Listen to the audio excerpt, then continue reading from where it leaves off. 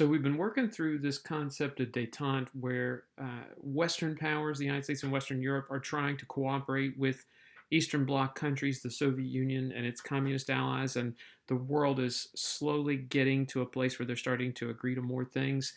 But then everything kind of blows up a little bit because of what's going on in the Middle East.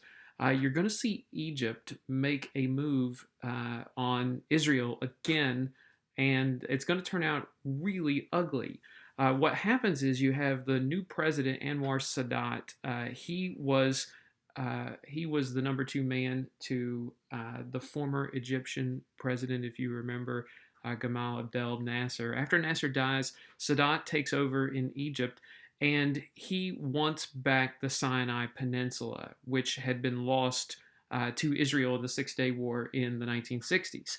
And Sadat starts planning a military strike against Israel with the help of Syria, of course. And they've been humiliated in the past, but this time they have a better plan.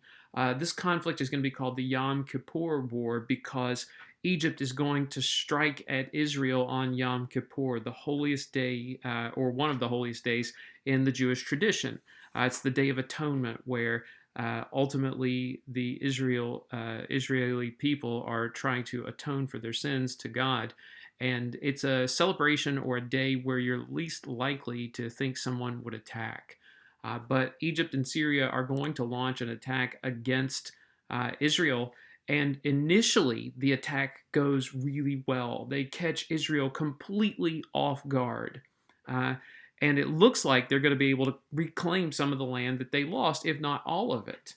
And so the Yom Kippur War is a real danger. And of course, the United States is still supporting Israel. But as a result, Israel gets its stuff together rather quickly. And so after initial losses in the first couple weeks, Israel turns things around and they start winning on both fronts again.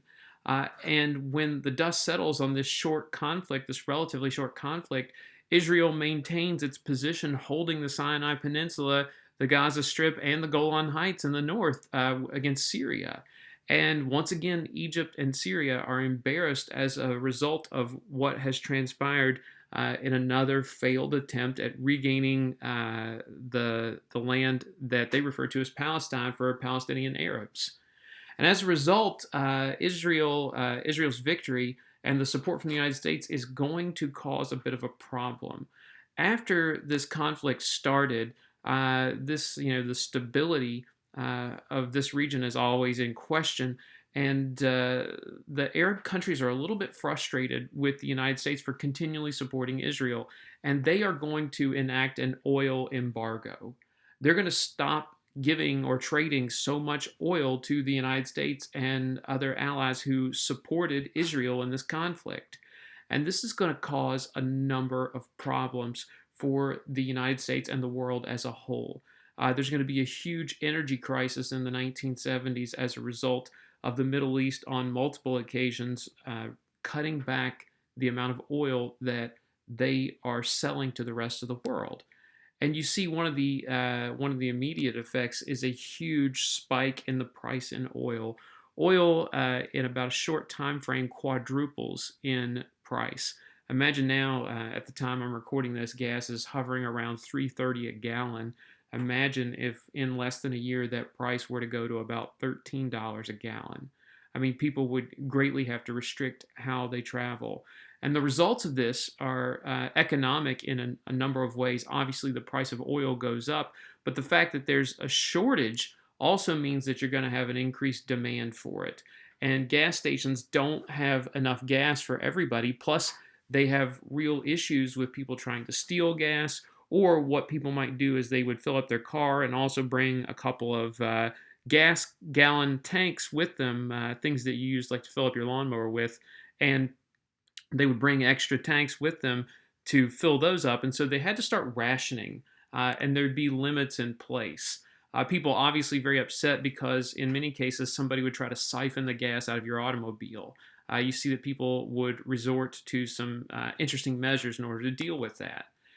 You see this station right here limits sales to 10 gallons of gas per customer. So you really had to deal with a number of problems. You would experience long lines at the pump where you see people getting very frustrated.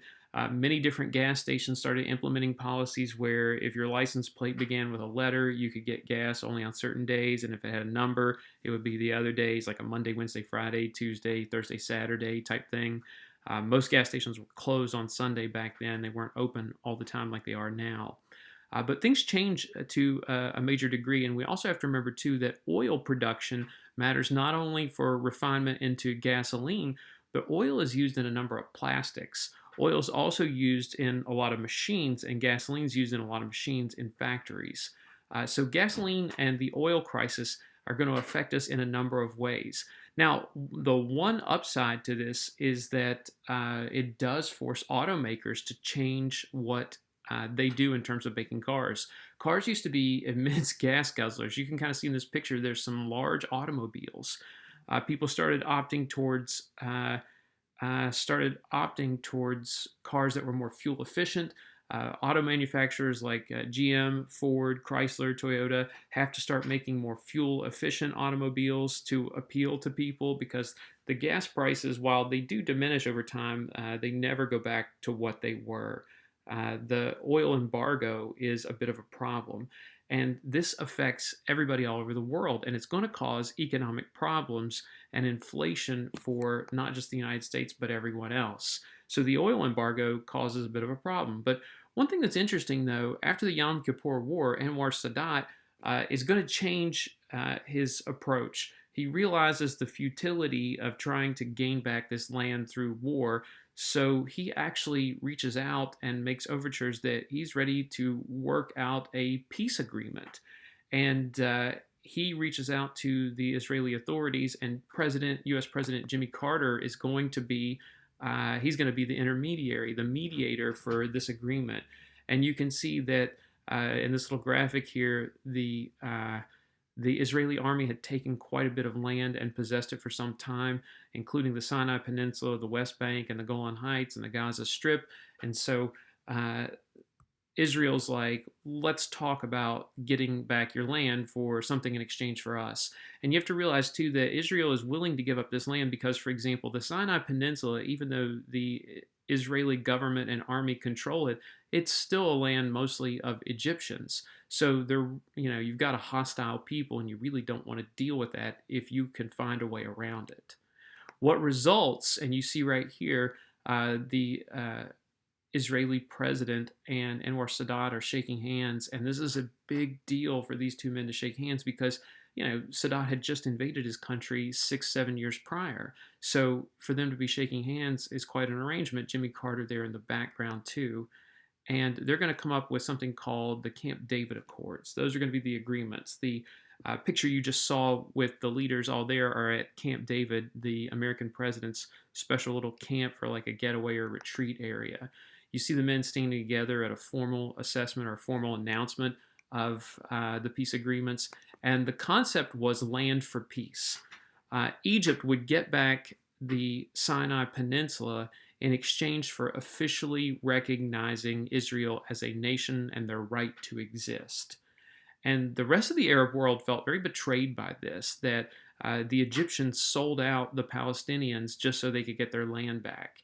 And that was a bit of a problem for a lot of people. And there were a lot of Egyptians who weren't happy with this deal. And there's a price to be paid for that too. Anwar Sadat, for reaching out to Israel and making this arrangement or this deal, the Camp David Accords, later on, he's going to be assassinated. At a military parade, he comes up, several soldiers come up, men from his own military are displeased with him selling out the Palestinians. They come up to him and open fire and shoot and kill Sadat. He's killed because essentially he made an agreement with Israel. All right, we'll pick up with some other problems in the Middle East and in Southeast Asia next video.